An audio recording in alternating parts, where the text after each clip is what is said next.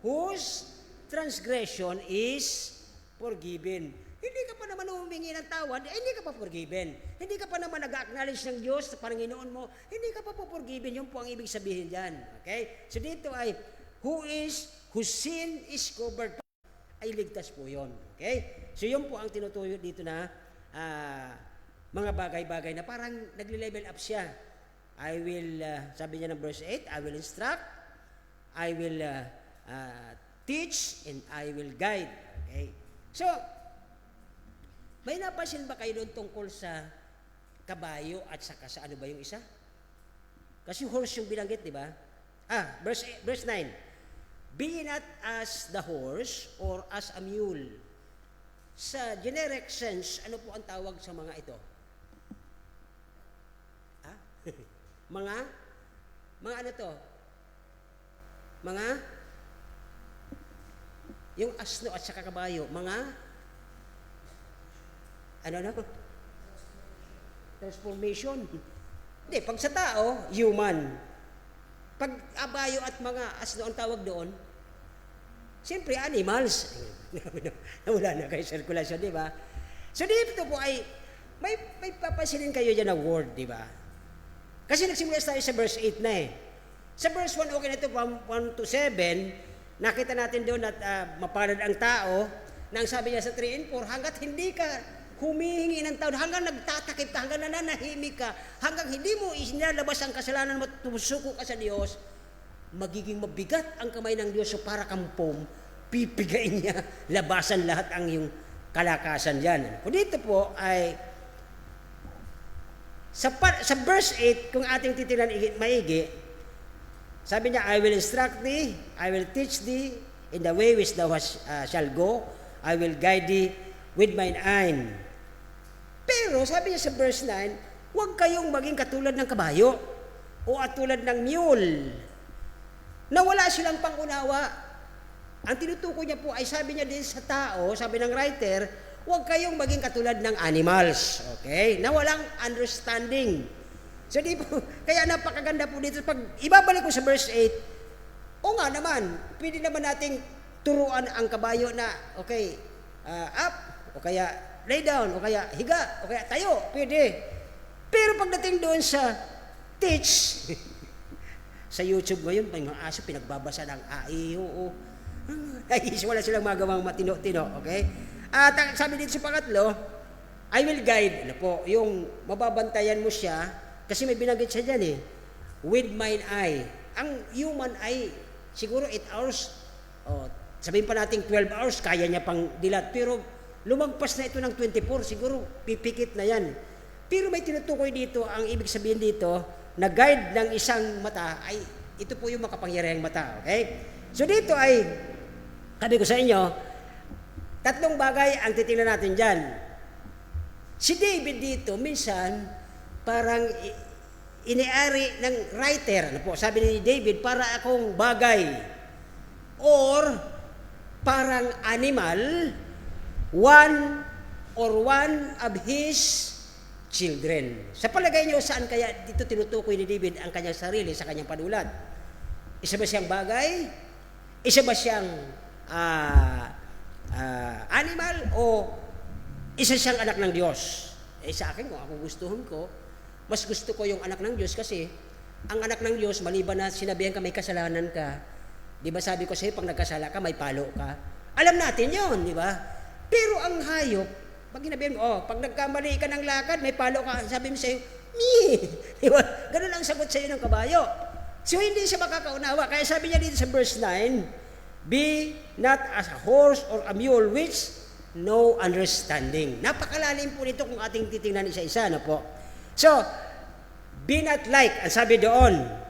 Una, sabi ni David doon sa verse 3 and 4, kung ibabalik lang sa verse 3 and 4, sabi niya, para dahil siya, when I keep silence, kapag nagtatago ako ng kasalanan sa iyo, Panginoon, pag nananahimik ako, sabi niya sa verse 3, ano po, ang aking mga buto ay nanlulupaypay, nangihina, at parang nadudurog, through the roaring of all the day long, mahabang araw, pag nasa verse 4, for day and night, thy hand was heavy. Parang ipinalalagay ni David dito na para siyang alpombra o foam, yung Hisop kasi sa Old Testament ang gamit dito. Hisopo, ano po. Na pag pinipiga ito, para itong foam. Di ba? Sobrang crush siya at sobrang nipis siya. Kung ito'y parang foam, pag ang foam ay may laman ng tubig, pag piniga mo to, labas lahat. Pag binatawan mo ang foam, wala na siyang laman. So, parang ganun ang tinutukoy niya dito ni David. So, sabi ni David sa kanyang panulat, para akong isang bagay na kapag hindi ako nagkukumpisa lang ang pasalanan, pag hindi ako humingi ng tawad sa aking Panginoon, ay para akong sponge. Diba? Para akong para ano yun? Panghugas sa pinggan? Ang tawag doon? Foam, di ba? Foam yun eh. Okay. So, yan yung para sabi ni David, para akong bagay. Pangalawa, dahil sabi niya, ang kamay ng Diyos heavy upon me, pinipiga niya ako all day long, ano po, at sapagkat bakit siya pinipiga ng Diyos? Kapag siya ay nagnanahimik at siya'y nagtatago, ibig sabihin, nagre-rebelde siya sa Diyos. Kaya po yun po ang tinutukoy niya dito. Kapag siya ay nagtatago, kapag nananahimik siya, nagiging rebelde pala siya sa kanyang Panginoon. Sana po mga kapatid, katulad ng sulat ni David, may mga kapatiran o lahat tayo, kasama ako ron, huwag nating ipagtatago sa Panginoon ang ating nagawang kasalanan, ihingi natin ang tawad agad sa sabi niya sa verse 1, blessed, o verse 2, blessed is the man whom the Lord imputed not iniquity, dahil pinatawad na siya. Pero paano ka papatawarin kung nananahimik ka? At nagtatago ka pa? Okay lang ako. Pero yung pala may ginawang mali at hindi pa sa Panginoon humingi ng tawad. Tandaan natin, sabi ni David, para akong isang hisop, para akong isang foam, na ang Diyos mabigat ang kamay, pipigain niya ako kapag ako'y nananahimik at ayaw akong magtapat, ayaw akong humingi ng tawad, ay mabigat ang kamay ng Diyos sa akin. Kaya yun po ang una na sabi niya, para akong bagay. Okay? So, habang nagre-rebelde siya, nananahimik siya, hindi siya nagsasalita, nagtatago pa siguro siya, instead na mag-confess si David ng kanyang kasalanan, tinatakpan niya ito ngayon. Okay? Naalala niyo po yung kasalanan niya doon kay Bathsheba? Para dahil mahalata na gusto niyang patayin ang asawa ni Bathsheba. Sabi niya, sabihin mo kay Uriah, doon siya sa Mindanao, kasi mainit ngayon doon, o kaya doon ngayon siya sa Malacanang, kasi mainit ngayon doon. Diba? Parang ganun ang ginawa ni... Pinagtakpan niya pa yung kanyang pagre-rebelde na mayroon siyang planong kasalanan at ayaw niyang ikumpisal sa Diyos, kaya po ito ang nangyari sa kay David. Napalo po siya doon sa kanyang... Pero mas maganda, ano po? Kasi kanina sabi ko sa inyo tatlong bagay. Bagay, hayop o animal, or anak ng Diyos. Di ba? So dito po ay, nung hindi siya nagkukumpisal si David, he was covering it. Pero ang Biblia nagsalita, ano po? Sabi ng Proverbs, he who covers his sin will not prosper. Alam din ni David yun kasi yun ay sulat ng anak niya si Solomon sa Proverbs, di ba? Proverbs 28:13. So, ang Diyos po tinatrato dito, si David, katulad natin, nagtatrato ang Diyos na mayroong kayong dapat pag-isipan. Matuto tayo. Hindi tayo para mga animals na walang kaalaman. Sabi niya dito, I will instruct thee. Sabi ng verse 8, okay? I will instruct thee. Tapos ayaw nyo makinig. Lalo ni mga kabataan ngayon. Dahil nag-aaral na sila, parang, ang Bible, ang pastor, parang, hindi nila pinakikinggan. Ang hindi nila alam, nag-i-instruct ang Diyos sa pamamagitan ng sino mga nakatayo sa pulpit upang kayo magkaroon ng karunungan. Ini-instruct kayo ng Diyos na bakit po, isang araw magkakamali ka. At imbis na ikaw ay humingi ng tawad, magtatago ka, hindi ka magsasalita, mananahimik ka, pagtatakpan mo ang kasalanan mo, at para kang isang bagay na ang Diyos ay galit doon at pipigain ka hanggang sa wala kang, para kang, ano yung summer. Sobrang init, sobrang uhaw, bitak-bitak ang labi mo, at walang patak ng tubig dahil wala ring tubig. Walang revival. So ang summer speaks of backslidden heart, tuyong-tuyong puso, bitak-bitak, walang tubig. Okay? Yun po ang tinutukoy dyan. Kaya dito po, instead of confessing doon sa kasalanan, pinagtatakpan pa ni David. Kaya, ang sabi ng Bible, hindi tayo magtatagumpay hanggat nakatago yan. Okay? Mas maganda, ikumpisal natin. So, Okay?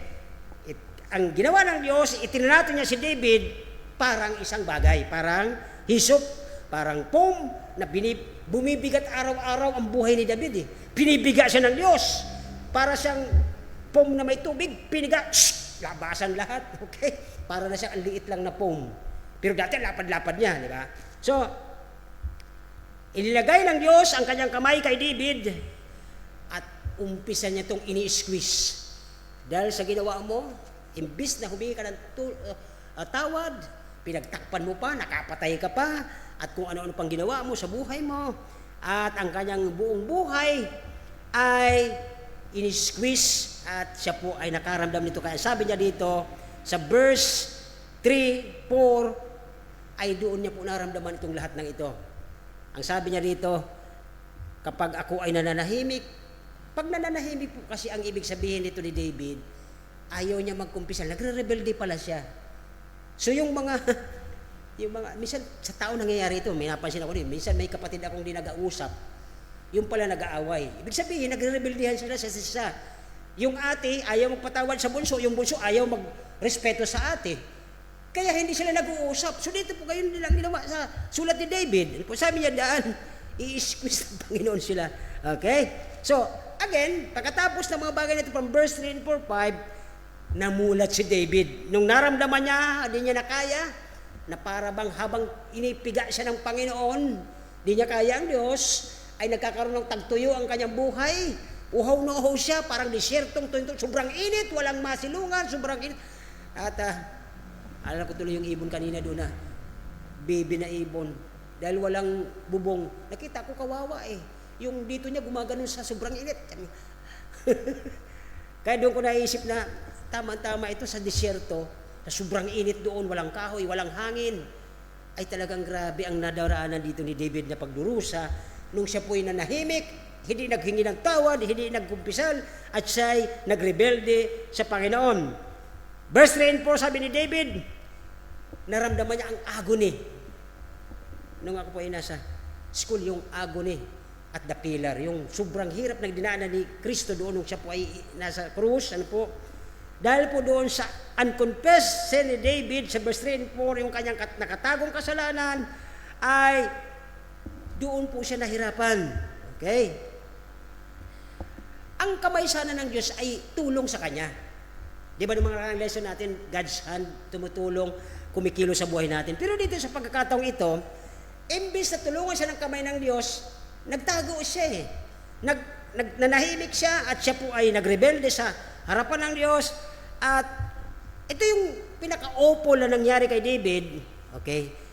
Kapag ang kamay ng Diyos i-press down, di ba? Ano ibig sabihin ng press down? Pigain ka pababa. Okay? Mabuti kung yung doon sa isang text sa New Testament, press down, shaken together. Siksik kasi yun Di ba? Yung press down, siksik yun Pag sinisiksikan ng Diyos, masakit yon kay David. Awful situation sa kanya yon.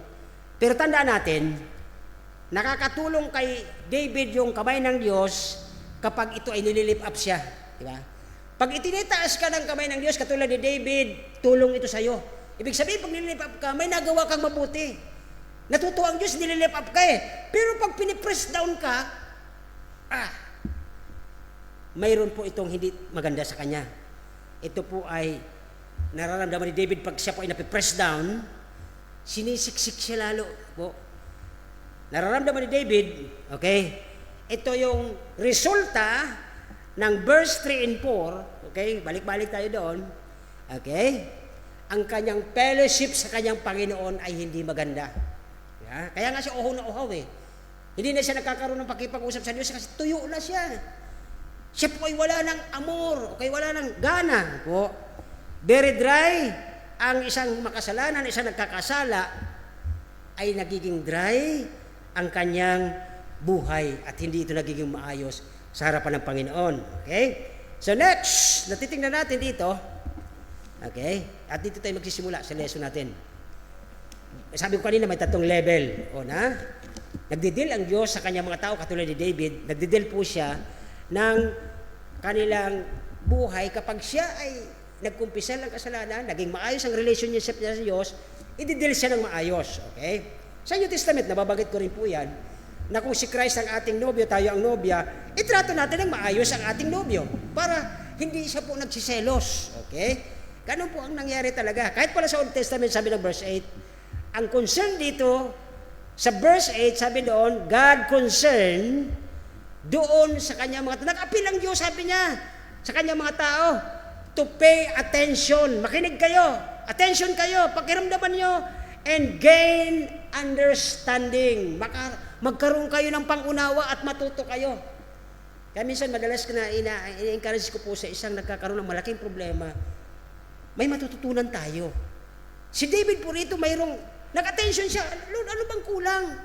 Dahil nanahimik ako. Ay, kaya pala, hindi pala ako nag-kumpisal sa'yo kasi pinagtatakpan ko ang kasalanan ko. Nagre-rebelde ako sa'yo.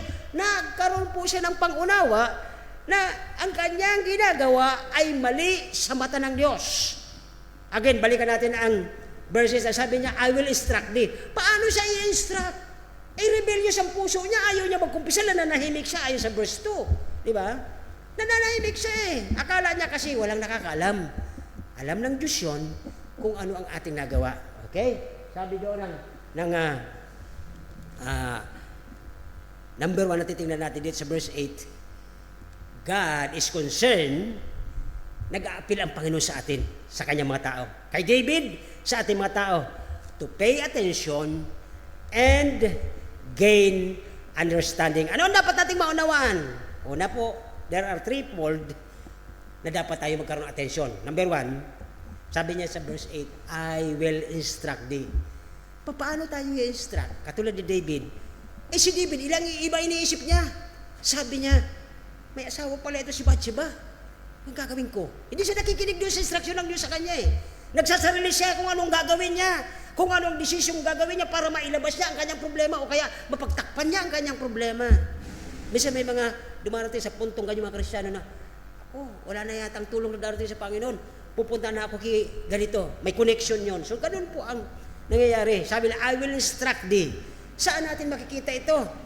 Through prayer, to consecration sa Panginoon at sa kanyang salita. Pangalawa, na level dito natin tingnan natin sa verse 8. Maliban na instruct tayo, sabi niya, I will teach thee.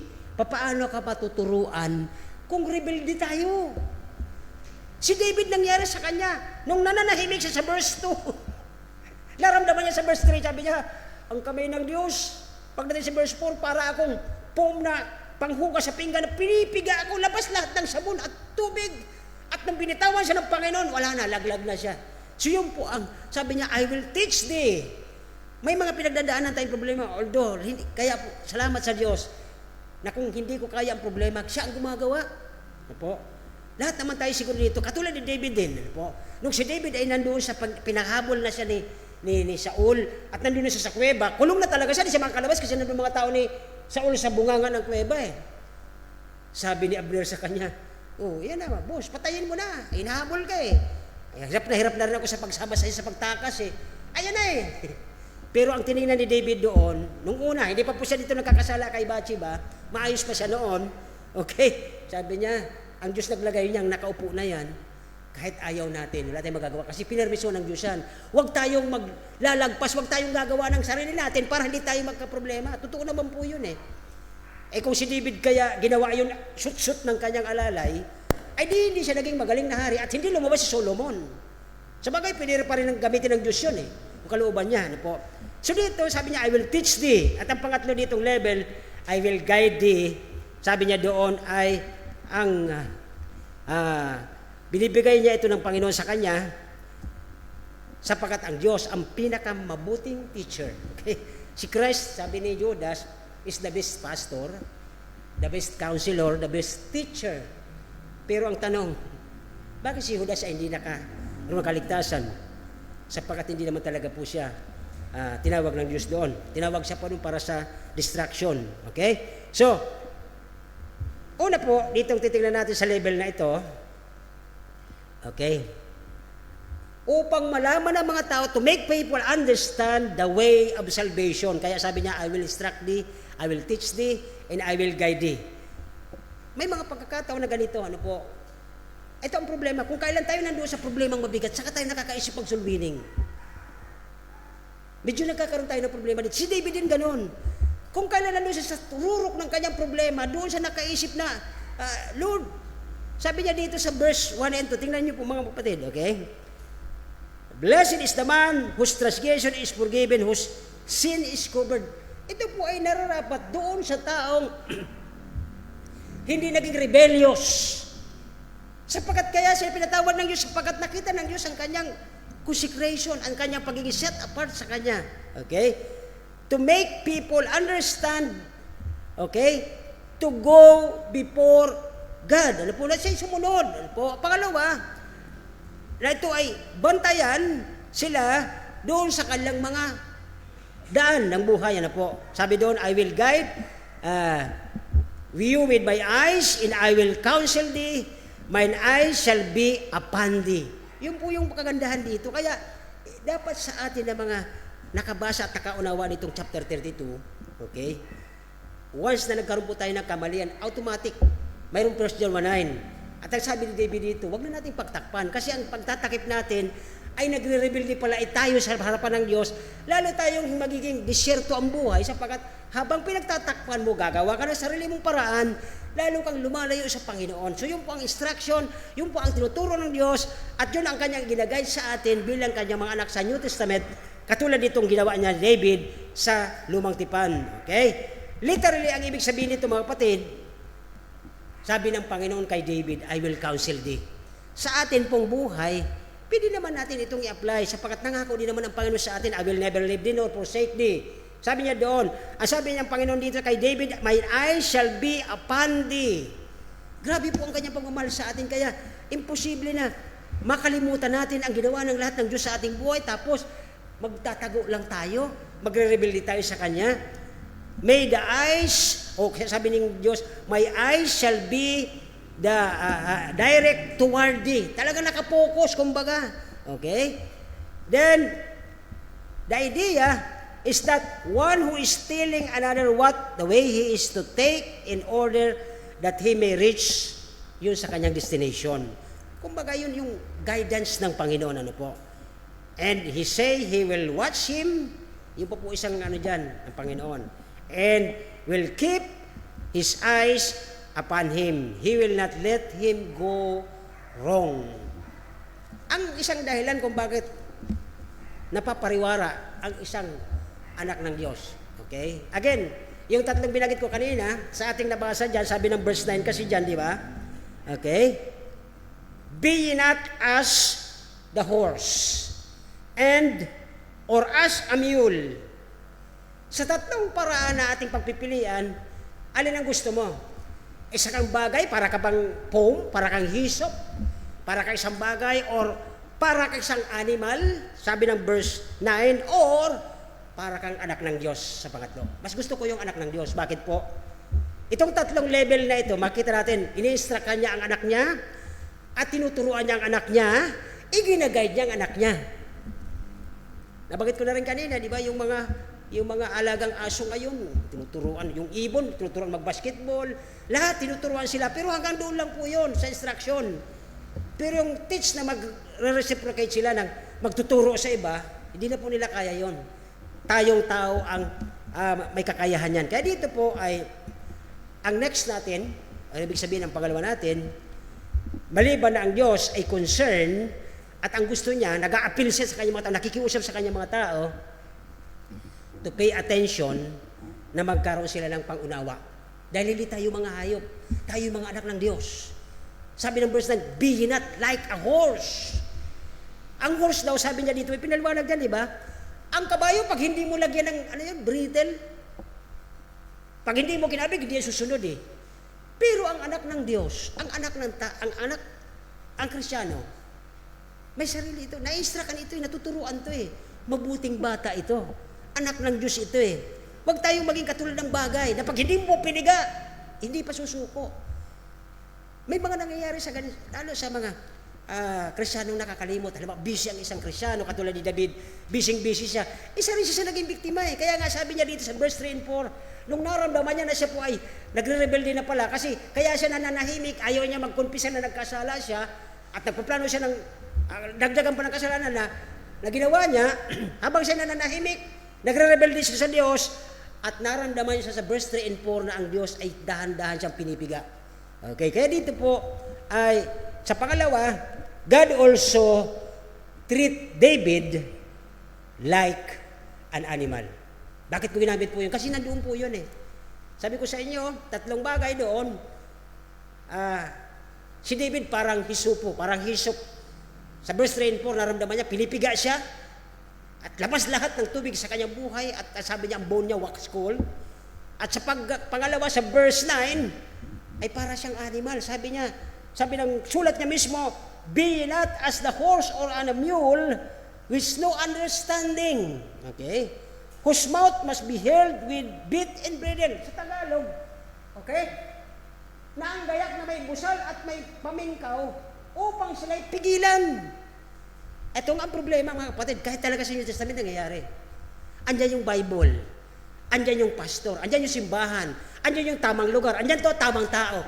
Pero dahil sila po ay mga normal, busy people, nakakagawa sila ng hindi nila naintindihan. Samantalang may instruction ang Bible. Sa pulpit na instruct tayo, na ililid tayo, na ititeach tayo ng Biblia. Pero normally, katulad ni David, ang mga Kristiyano din, ganun din. Tapos, kahit mayroon pang nagsasaway nga niyan eh, sige lang. Bakit? Hindi nila nakikita na nagre-rebelde pala ang puso nila sa harapan ng Diyos. Like David. Ang akala natin sa pagkasulat niya, na sabi niya na, blessed naman, when I keep silent, sabi ng verse 3, di niya pa yung naramdaman na, dapat nilagay niya lang ni David doon, when I rebelled against God. Ang nilagay niya, when I keep silence, yung pala ibig sabihin, pinagtatakpan niya yung ginagawa niya, at nagre-rebelde siya, itinatago niya. Pero sa tingin ng kanyang mga tao, ay okay naman pala si Haring David. Inutusan pa nga niya si Uriah na doon pumunta, ay ang ganda naman ng ating hari. Inire-reassign yung mga sundalo niya. Ang di nila alam, may rebellious heart na si David. Mga kapatid, sana wag mangyari sa atin lahat dito sa loob.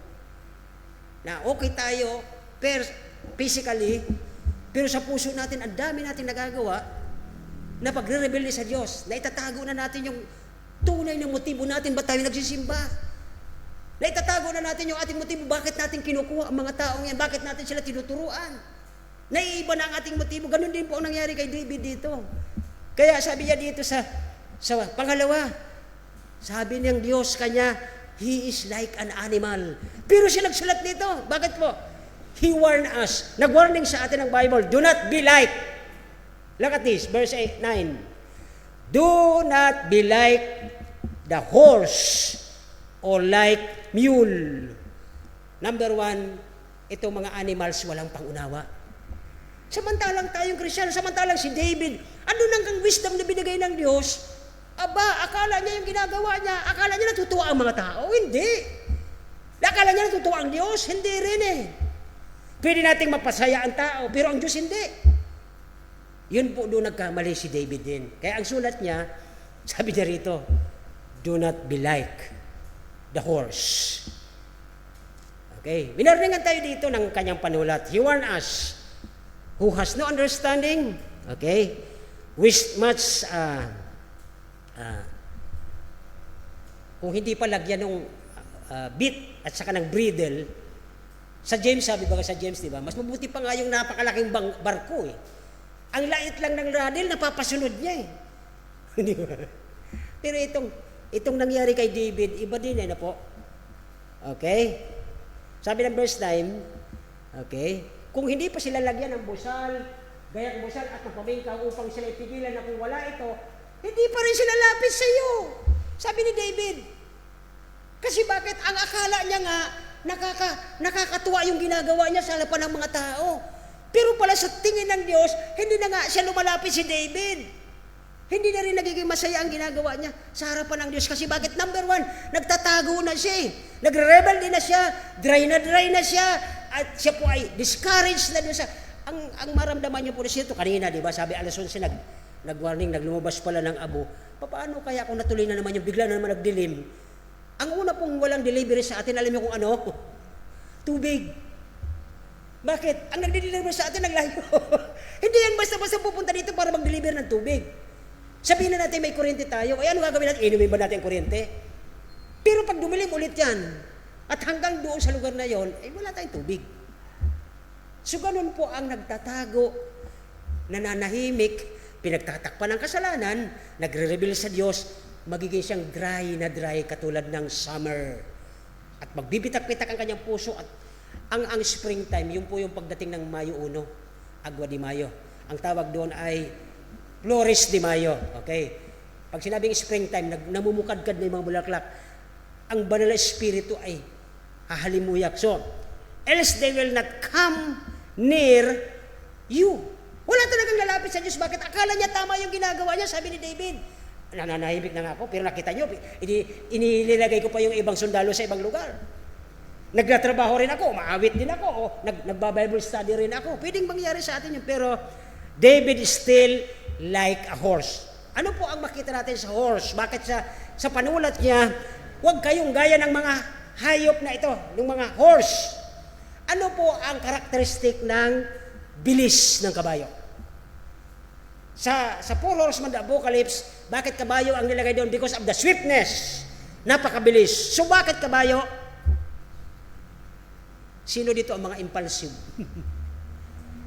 Kung sino, tira agad. Pag nakakita, yun na. Impulsive po yun eh. Sa mga mahilig, bil mo ko, bilbi niyan, ay, may bagong dating, bilhin natin. Impulsive buying, ano po. So, pabigla-bigla, okay, ang bakit sinabi na huwag kayong katulad ng mga kabayo? Binariningan tayo ng panulat niya, nangyari kasi sa kanya. Nung nakita niya yung ganda ni Bathsheba, uy, pwede, sabi niya. Hindi ka dito, imbestigahan mo nga yung babae yan kung sino pamilya yan. Sir, may asawa po yan. Bukas, doon sa Mindanao, dispatch, doon yan, nakita niyo yung bilis niya? Kaya yung po mismo sa sulat niya, una, sabi ni David, para akong hisop, para akong foam. Verse 3 and 4, ang kamay ng Diyos, pinipiga siya, naramdaman niya, hirap na hirap siya doon eh. Talagang naramdaman niya ang palo ng Diyos. At dito na naman, sa sulat niya, sabi niya, para ako tong kabayo ang bilis mag-isip, para ako magkamali. Pero sa tingin ng kanya mga tao, okay lang siya. Kasi dinidispatch pa nga niya yung mga tao niya. Ibig sabihin, okay pa yung hari natin eh. Ang di nila alam, pinagtatago na, o kaya tahimik si David, di siya nagsasalita na mayroon siyang planong masama doon sa babae. Okay? Tingnan po natin dito, as they will not came, hindi pa siya humihingi ng tawad sa Diyos nung time na ito. Okay?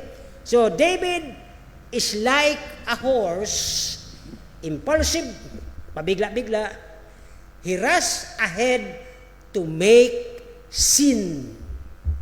Ingat po tayo, mga kapatid. Ingat tayo. Okay? So, dito po ay, sabi ng verse 9, okay? Be not as a horse, gaya ng kabayo, umulan, walang unawa, na ang gayak ay may busal at may pamigaw upang sila'y pigilan kung wala ito. Instruction, guidance, yung manibela, ano po. At he will not confess his sin.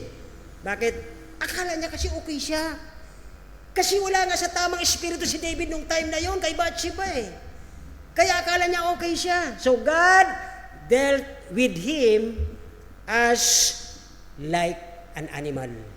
Ang bilis niya na mag-isip ng kasalanan eh. Ang bilis-bilis niya na gumawa ng magkakamali para na siyang animal, sabi ng kanyang panulat. But God, ito yung panghuli, ang gusto ng Diyos sa atin, i-deal tayong like a children. Una, sa unang level, para siyang hisok, para siyang pom. Verse 3 and 4, naramdaman niya yun. Ang hirap. Yung agony na pinagdaanan ni David. Pagdating sa verse 9, ando nakita niya na para siyang, ang bilis niya na gumawa ng kasalanan, para na siyang like a horse, like an animal. Which is tama naman mga kapatid yan. Pag wala ka sa tamang espiritu, ang isip mo, hindi ka na spiritual eh. Makalaman ka na eh. Para ka ng, pag sinabing flesh, alam niyo na ang ibig sabihin ng flesh eh. Laman-laman, okay? So, he does not want to control as with beasts. Ang Diyos hindi po kanyan. Malaya tayo, sabi ng Panginoon, hindi kayo dapat binubusalan ng Diyos. Pero bakit ang nangyari sa atin? Sabi ng verse 9, kung hindi pa lagyan ito, ay hindi pa nga sila lalapit, kung hindi pa hilain, hindi pa lalapit sa Diyos. Well, mga kapatid, may mga experience tayo ng ganyan. Sana po matutunan natin ito. Kaya sabi niya dito, sa unang level, I will instruct thee, I will teach thee sa verse 8, and I will guide thee. Bakit ito pong tatlong ito napakahalaga sa atin? At ang tatlong level ng dinaanan ni David sa buhay niya, nawa wag nating daanan. Verse 3 and 4, naramdaman niya ang hirap, pinipiga siya, at baka mamaya ganun po sa inyo. Para na kayong walang, baka sabi niyo, mamamatay na ako, Panginoon. At ito pa, imbis na malaman niya, matutunan siya, pagdating sa verse 9, ito na naman si David. Ang bilis-bilis na naman niya gumawa ng kasalanan. At mas maganda na lang, okay? Sabi ng Panginoon, I will instruct you and teach you in the way you should go. I will guide you with my eyes on you. Doon pa rin sa verse 8. At dito po, ang ibig sabihin ng Panginoon dito, kaya nga mga bata ngayon, mga elementary, mga high school, ang papalad nila. Naging bata rin ako sa inyo, kaya lang, di ko na inabot yung tatay kong disiplinaryan, mabuti na nga lang. Okay, pero at least nakita ko na kasi nung balita ko, yung kuya ko dati pagdating sa math nakita ko yon. Sabi niya, nagalit, kinausap ko teacher mo at mahina ka daw sa math. Alam niyo yung ginawa niya? Pinatayo siya doon sa ibabaw ng baol, tapos kinuha niya yung baril niya, pag hindi mo na ang pakapalad ng mga bata ngayon, hindi ganun ang mga magulang nila nung araw, grabe yun So, dito po sabi diyan, I will guide you, teach you with my eyes, sa verse 8, ang gusto ng Diyos, He don't want to control His children. Hindi niya lalagyan ng busal. May kalayaan po tayo, kasi nakalaya na tayo sa kasalanan, di ba? Although sometimes, ginagawa ng Diyos yun. Bakit po? Pinadadaan tayo sa sobrang init ng apoy para may matutunan tayo. Okay? Sometimes, pinapadalan tayo ng sickness, handicap, okay, aksidente, at dito may mga nangyari, may na-aksidente, paraan ng Diyos yun. Bakit? Para tayo ay tulungan, okay? Upang basagin ang ating mga gusto. Yun po yung gusto ni David, kaya nga siya nanahimik sa verse 2 Nanahimik siya, nagtatakpan niya kasalanan niya, hindi siya nagkukumpisa, nagre-rebelde sa Diyos. Yun po ang ibig sabihin nito, para basagin ng Diyos ang ating mga kalooban. Gusto mo kasi, ganun ang gusto mo mangyari. Parang sikat ka, parang gusto mo, ikaw lang yung napapansin ng mga tao. Minsan binabasag ng Diyos yan So, ang gusto ng Diyos dito ay, I will guide you with my own eye. At yung instruction na ito, mga kapatid, that you can instruct a horse or a mule to a certain point, yung lawak ng kanilang puntahan. Kaya dito po, siguro hanggang dito na lang tayo. Okay? Ito ang pinakabaganda. Mas gusto ng Diyos, idil tayo bilang mga anak. Kasi ang anak, sabi baga ng Proverbs, train up a child in the way he should go. God is going to treat you as a thing, hindi pwede. God will treat you as an animal, katulad sinabi niya sa verse 9, hindi rin pwede. And He will guide us, sabi ng Panginoon, as His own child.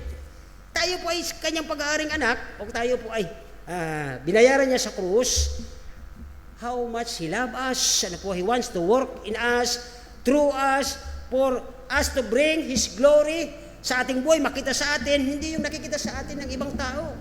Na-open. Ganun na ganun si David Okay? Nananahimik siya, akala niya yung tao hindi na-open. Ang na-open kay David ay ang Diyos.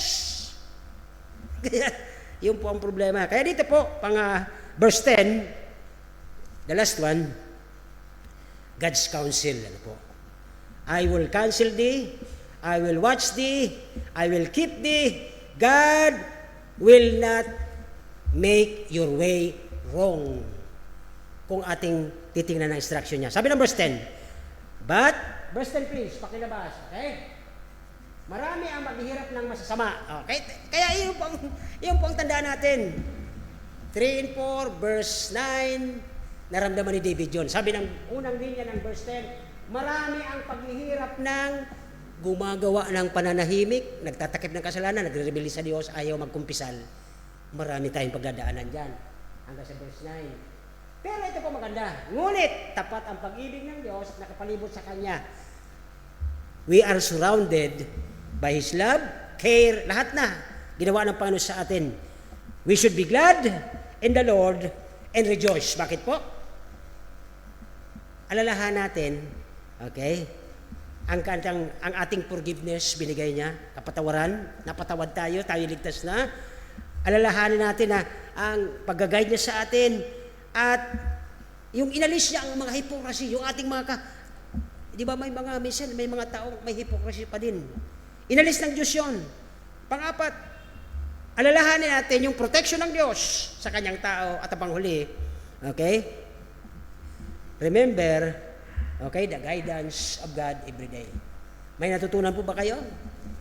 Sa verse 8 hanggang 11, napakaliit na verse pero ang yaman pala nito.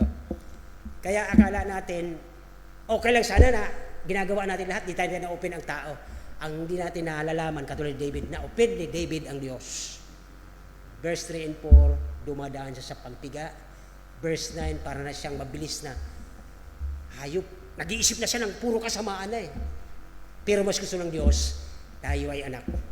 Na-instruct, hindi tayo kinokontrol, pero tayo po ay natuturuan, na i-guide, na ililid. Tayo po ay magsitayo, tayo mag-close.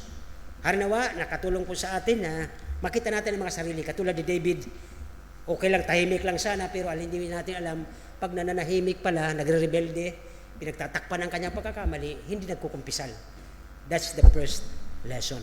Nagailan Diyos, salamat Panginoon, sa gabing po ito, salamat po, naunawaan namin ang bawat isa sa amin, magmula sa akin po, na huwag kami magtatakip ng kasalanan sapagkat alam namin, dadaan kami ng verse 3 and 4 na kung saan pipigain mo kami na parang foam, at para na kaming, kapag hindi pa rin kami Panginoon nakinig sa iyong instruction, ay para kaming mga kabayo na mabibilis gumawa ng pagkakamali, pero mas gusto namin Panginoon, bilang anak mo, guide us, teach us, lead us, na hindi kami magkamali, sa pangalan ni Jesus.